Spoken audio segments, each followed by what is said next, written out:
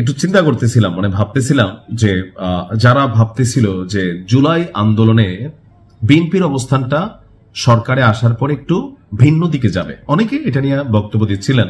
কিন্তু আমার কাছে মনে হয়েছে জনাব তারেক রহমান, যিনি প্রধানমন্ত্রী আছেন, দীর্ঘদিন যাবৎ যুক্তরাজ্যে তিনি ছিলেন বা পরিবর্তিত একটা পরিস্থিতিতে বাংলাদেশের ক্ষমতায় তিনি বসেছেন এবং কি দায়িত্ব নিয়েছেন বা যে প্রধানমন্ত্রী হিসেবে লিড করছেন রাষ্ট্রকে।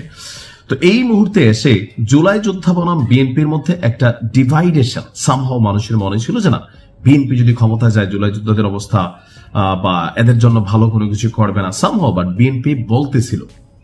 আজকে আমাদের শিক্ষামন্ত্রী তিনি যেই ঘোষণা দিয়েছেন, পুরা জুলাই যোদ্ধাদের কলিজা জয় করে ফেলছে। মানে এত বড় সুসংবাদ দিছে, আমার কাছে মনে হয় এটা টাকা দিয়া সম্ভব না। শিক্ষা জাতির মেরুদণ্ড। আর যেহেতু তিনি শিক্ষামন্ত্রী, অর্থাৎ আমাদের শিক্ষামন্ত্রী ডাক্তার আনম এহসানুল হক মিলন, তিনি আজকে পবিত্র ঈদ উল ফিতরের ছুটি শেষে প্রথম কর্মদিবসে মন্ত্রণালয়ের কর্মচারী কর্মকর্তাদের সাথে শুভেচ্ছা বিনিময় করছিলেন।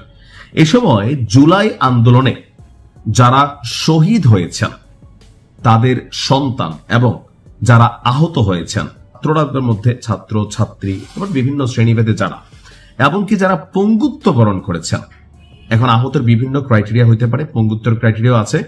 তো সেই সকল জুলাই শিক্ষার্থীদের জন্য, যাদেরকে জুলাই যোদ্ধা বলা হয়, তাদের জন্য বিশ্ববিদ্যালয় পর্যন্ত, অর্থাৎ তারা এখন যেই ক্লাসে পড়ছে, এমনকি তাদের যারা মারা গেছেন, তাদের যারা সন্তান, নার্সারি হোক, 1 হোক, 2 হোক, আনটিল তারা ইউনিভার্সিটি লেভেল পর্যন্ত পড়াশোনা করার জন্য সকল ধরনের অবৈতনিক শিক্ষার সুযোগ নিশ্চিত করার নির্দেশনা দিয়েছে। অর্থাৎ এই পরিবারগুলো বা যারা আহত হয়েছে, পঙ্গু হয়েছে, তারা যেখানে পড়তেছে, তাদের শিক্ষা জীবন পুরাটাই রাষ্ট্রীয় খরচে ফ্রিতে আপনার রাষ্ট্র দায়িত্ব নিয়ে নিচ্ছে। আমি মনে করি এটা খুবই সুন্দর একটা সিদ্ধান্ত হয়েছে। এই কারণে ধরেন কাউরে 10 লাখ টাকা দিয়ে দিতেন, 5 লাখ টাকা দিন, এগুলো সে খায়া ফেলতো। শিক্ষা জ্ঞান আলাদা জিনিস।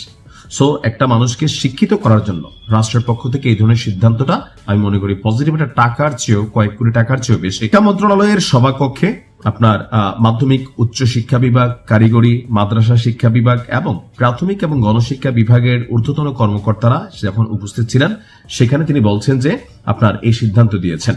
জাতীয় নির্বাচনে বিএনপির ইশতেহার অনুযায়ী 2026-27 অর্থ বছরের পরিকল্পনা এবং আগামী 5 বছরের শিক্ষা খাতের বিষয়গুলো নিয়ে সেখানে আলোচনা হচ্ছিল। তারপর শিক্ষামন্ত্রী তিনি বলছেন যে এই জুলাই যোদ্ধাদের ব্যাপারে সিদ্ধান্ত দিয়েছেন। তা আমি মনে করি যে এটা খুবই ভালো একটা সিদ্ধান্ত হয়েছে, কারণ পড়ালেখা এবং টাকা, শিক্ষার্থী এবং টাকা দুইটা কিন্তু সাংঘর্ষিক। পড়ালেখা ছাড়া, আসলে জ্ঞান ছাড়া আপনি টাকা ইনকাম করতে পারবেন, কিন্তু সেটা আপনার জন্য সম্মান বা ইজ্জত সবসময় বই না, হয়তো লাখে 2-1 থাকে ডিফারেন্ট, বাট ম্যাক্সিমাম সময় একটা শিক্ষিত মানুষের হাতে যখন একটা টাকা যায় বা রাষ্ট্র যায় বা বিভিন্ন দায়িত্ব যায়, সেই যতটা সুন্দরভাবে যদি সৎ হয় আর কি। এখন আমাদের দেশে তো অধিকাংশ শিক্ষিত মানুষরাই চোর হয়ে যায়, তো যদি সৎ হয় তাহলে রাষ্ট্র সিস্টেম একটি ভালো চলবে। আর আমি বিএনপির এই ধরনের উদ্যোগকে সাধুবাদ জানাচ্ছি আর শিক্ষামন্ত্রীকেও ধন্যবাদ দিচ্ছি।